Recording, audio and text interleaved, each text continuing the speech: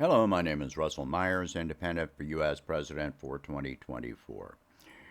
I want to offer my own personal critique on RFK Jr., who is running for president as a Democrat. Now, this is not supposed to be mudslinging, but he is an opponent, and I'm going to offer my own views and insights into his policies and so forth. The first thing, which I have pointed out before, is that he is running as a Democrat. There are questions that you should be asking.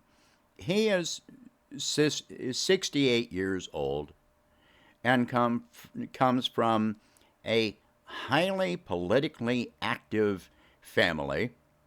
So, a millionaire lawyer from a politically active family, 68 years old, and running as a Democrat in a year that there is not even going to be a debate. Which, by the way, it's not uncommon for a party to not hold debates when they have an incumbent president running for re-election. This has happened before. So it is not uncommon. In fact, it could be expected. So why is he running now? Why wasn't he running in 2020 or 2016? Why now?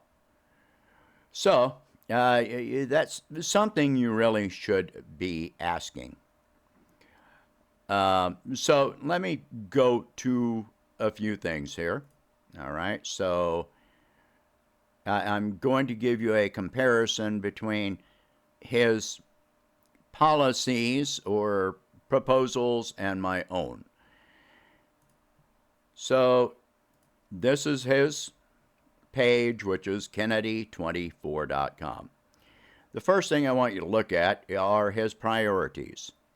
Honest government, reconciliation, environment, revitalization, peace, and civil liberties. There are a few things I don't see in there, such as wages, the economy, medical care.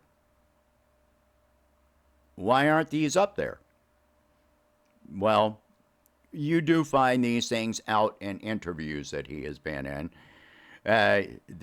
He basically, as far as medical care is concerned, he makes vague reference, which seems to be basically, the ACA or free market. I'm going to get to some of this. All right, so this one is honest government. Some of his ideas, I'm going to tell you, sound good to me on the surface until you do take a deeper look into it. One major critique I'm going to offer is that for the most part, he doesn't have policies. They are talking points. And this one, talking about honest government. You can go to his page and read the whole thing. I'm not going to read every page off. All right, we are going to remake public institutions to serve the public. We will roll back the secrecy and make government transparent. We will protect whistleblowers and prosecute officials who abuse the public trust. Okay, I like that.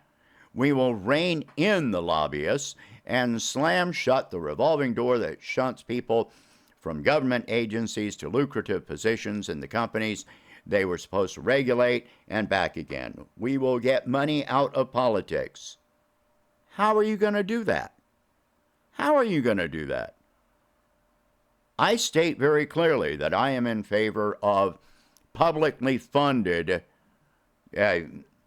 federal campaigns and make lobbying a criminal offense. I'm very clear on that. This is all very vague. We will open our institutions to real citizen involvement. We will restore integrity to government. Again, how are you going to do this? If you're not offering a policy, all you got is a talking point. All right, so let's go to the next one. Reconciliation, heal the divide. RFK Jr. has clear positions on most of today's divisive trigger issues like abortion, guns, and immigration, but he knows that both sides have legitimate concerns and legitimate moral positions.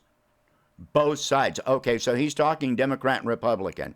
He's only talking about two parties. He's not including the Green Party, the Libertarian Party, or independents. He does not discuss that. He acts as though the two parties are all there is. In the case of race relations, reconciliation includes repairing the damage caused by centuries of bigotry. Our administration will take racial healing seriously through a program of targeted community repair. How? What repair? How? He doesn't say. These are talking points. I make it clear that I would invest in low-income and rural communities, and I state where and how, exactly how I would go about this. And he does not. It's just through a program of targeted community repair, and he's got that capitalized, but what is the targeted community repair? It's like a trademark. It doesn't mean anything. Environment, clean it up. First, we will shift agricultural subsidies so as to encourage regenerative practices. Today, a new generation of farmers and ranchers is building soil, replenishing groundwater, and detoxifying land, all while producing just as much food as conventional farmers and earning a decent livelihood. Second, we will incentivize the transition of industry to zero waste cycles and clean energy sources and forge agreements with other countries to implement these policies throughout the global supply chain. These first two policies will vastly reduce the toxic waste, industrial poisons, and pesticides that make people and ecosystems sick. Finally, we will protect wildlands from further development by curbing mining, logging, oil drilling, and suburban sprawl. We will become a global advocate for rainforest preservation and marine restoration. Okay, this all sounds very good, and I'm actually very much with it. But again, he's not giving details.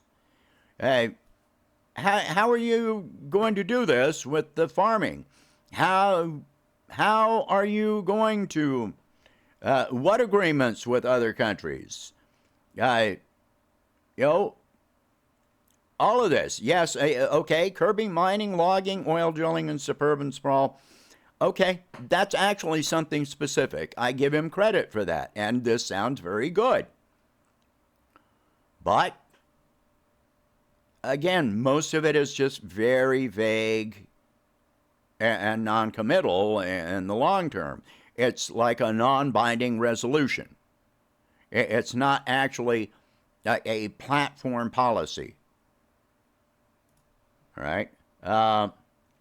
Revitalization, turn it around. Government assistance to the nation's most vulnerable is a high priority, but even more important is to reverse the policies that have led to such poverty in the first place. We will rebuild industrial infrastructure ruined by 40 years of offshoring and misguided free trade schemes. Again, how are you going to do that? All right. We will enact policies that favor small and medium businesses, which are the nation's real job creators and the dynamos of American enterprise. I agree with that, but what policies? We will enact policies. Again, it's kind of vague. We will support labor in reclaiming its fair share of American prosperity. How? We will break up too big to fail banks and monopolies and when crisis strikes, bail out the homeowners, debtors, and small business owners instead. Okay, good. That one is good because he actually has a statement. He actually says he's going to break up the monopolies. Sounds great. And that is something that I'm in favor of and would work toward myself. Global developments, particularly the end of the U.S. dollar status as the world's unchallenged reserve currency, pretend turbulent economic conditions ahead. Yet at the same time, we know that America is fundamentally a wealthy nation, blessed with vast lands, rich resources, and a creative population. That is the vitality we will tap into to turn this country around. How? How? And with BRICS rising, SCO, Shanghai Cooperation Organization, and the Arab League. All right, he's talking about keeping the dollar as the world's reserve currency, and this is about American exceptionalism. It's not really saying anything. A Kennedy administration will go beyond making existing modalities available to all. This is about health care, and again, nothing specific. We will go beyond making existing modalities available to all to include low-cost alternative and holistic therapies that have been marginalized in a pharma-dominated system. We will move from a sick care system to a wellness society. He's not saying how he's going to do this. All right? Yeah, I know, and I'm with him on being against the pharmaceutical companies, but there's got to be more to it. There's got to be something specific. I've made it clear I am in favor of universal health care. If necessary, nationalizing the drug companies, possibly nationalizing the entire healthcare system. Obviously, not all providers or systems have to take part, but if they refuse, then they don't get federal money, okay? Peace, bring it home. As President, Robert F. Kennedy Jr. will start the process of unwinding empire. We will bring the troops home. We will stop racking up unpayable debt to fight one war after another. The military will return to its proper role of defending our country. We will end the proxy wars, bombing campaigns, covert operations, coups, paramilitaries, and everything else that has become so normal most people don't even know it's happening. But it is happening, a constant drain on our strength. It's time to come home and restore this country. We must first get clear. Is our mission to help about Ukraine? Is our mission to help the brave Ukrainians to defend their sovereignty, or is it to use Ukraine as a pawn to weaken Russia? Robert F. Kennedy will choose the first, to help the brave Ukrainians defend their sovereignty. That sounds like he'll just keep on sending more weapons there, doesn't it? That's what it sounds like. All right. He will find a diplomatic solution that brings peace to Ukraine and brings our resources back where they belong. We will offer to withdraw our troops and nuclear-capable missiles from Russia's borders. Russia will withdraw its troops from Ukraine and guarantee its freedom and independence. See, he's talking about, trying to force Russia to withdraw completely from Ukraine, including Crimea and Donbass, which is not going to happen, period. UN peacekeepers will guarantee peace to the Russian-speaking eastern regions. First of all, how do you make the UN peacekeeping force do that? Second, this just becomes the UN peacekeeping force being another threat to Russia. This is allowing the West to actually step into Ukraine. That's what that means. And are other countries going to be on board with this? How are they going to pay for it? How long is this going to go on? We will put an end to this war. We cannot put an end to this war. That is up to Ukraine and Russia. We will put an end to the suffering of the Ukrainian people. That will be the start of a broader program of demilitarization of all countries. Sure. Our priority will be nothing less than to restore our moral leadership. We will lead by example. We never had moral leadership. We can, and we should. We can, but not by trying to force other countries to do what we want them to do, which is exactly what he's talking about here. So it's vague, but that is exactly what he is saying. Restore our rights. Freedom of speech is the capstone of all other rights and freedoms. Once a government has the power to silence its opponents, no other right is safe.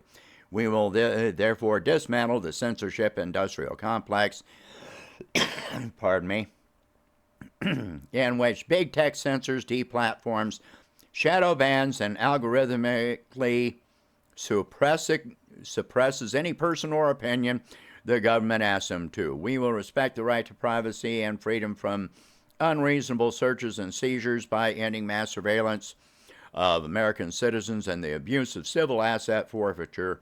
We will make sure that the COVID-era suspension of the right to assembly, trial by jury, and freedom of worship will never happen again. The same for the right to property. During COVID, 3.4 million businesses were forced to close. Many of them, including 60% of black-owned businesses, will never reopen. Okay, I agree with most of that, but again, it's kind of vague.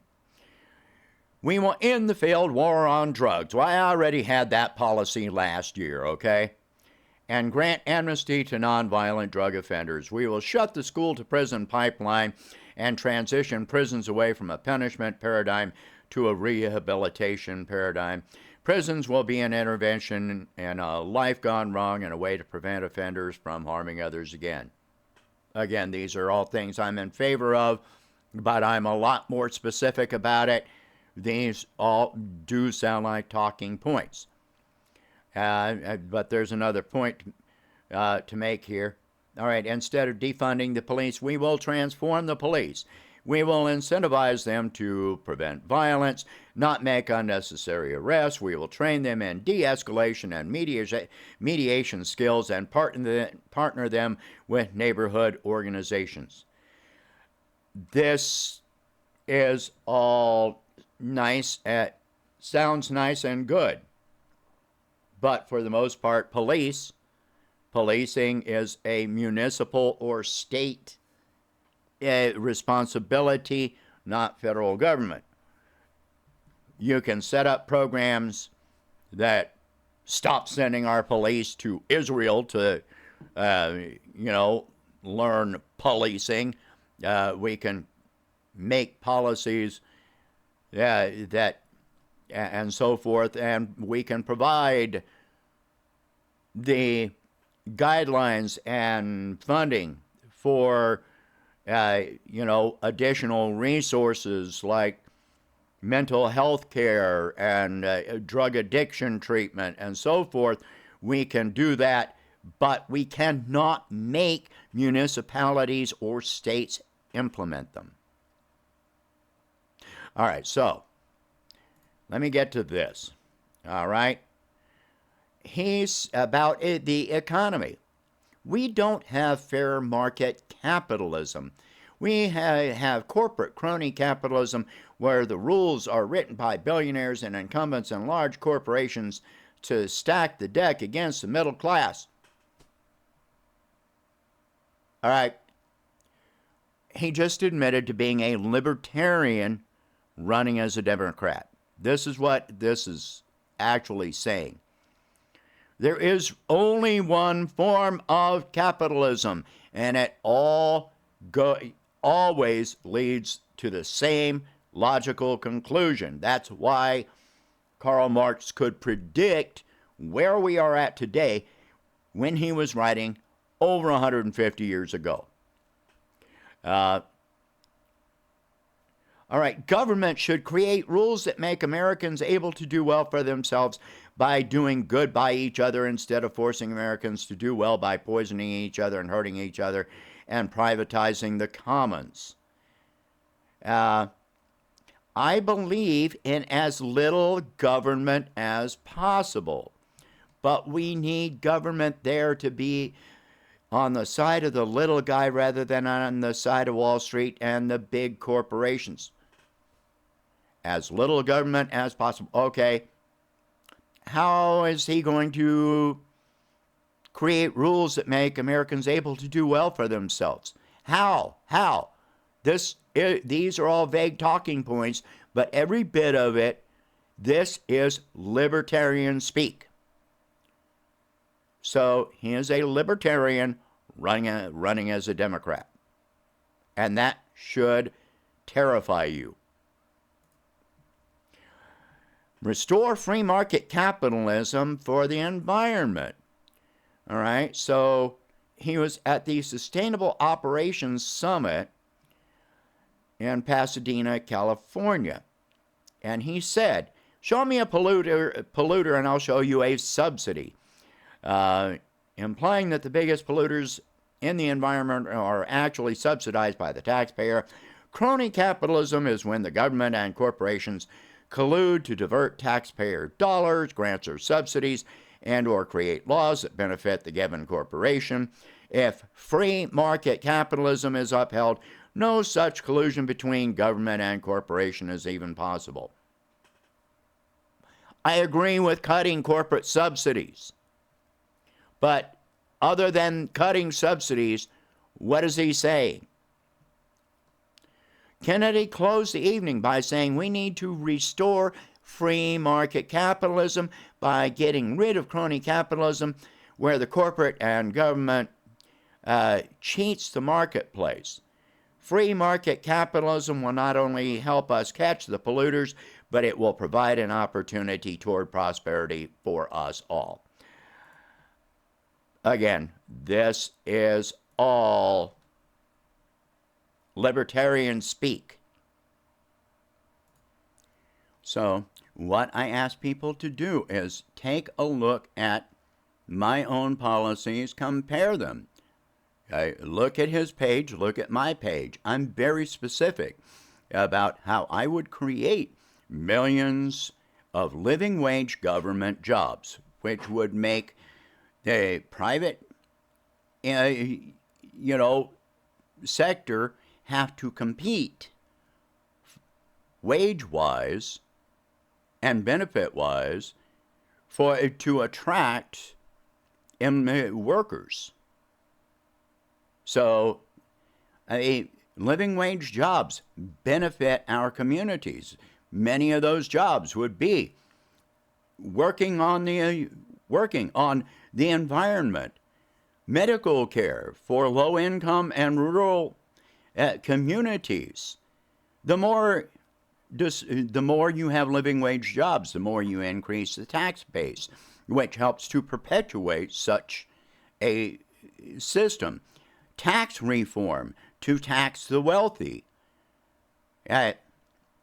Because if you tax the wealthy more heavily, they're still going to be wealthy. If you have $1 billion and I tax you at 90%, you would still have $100 million. If you had $100 million and I taxed you at 90%, you would still have $10 million. That's more than enough to live your life and and pass it on for your children to live through, and so forth and so on. It's more than enough. So, but he doesn't state any of that. And he is not specific. Free market. Okay, I agree with him about breaking up monopolies, but that's not enough unless you prevent those monopolies from forming again even if you don't break them up, there are still steps that can be taken. All right, so share this video, talk about these subjects. If you can afford it, please donate whatever you can to help expand my campaign, and I will catch you in the next one. Thank you for watching. Have a good day.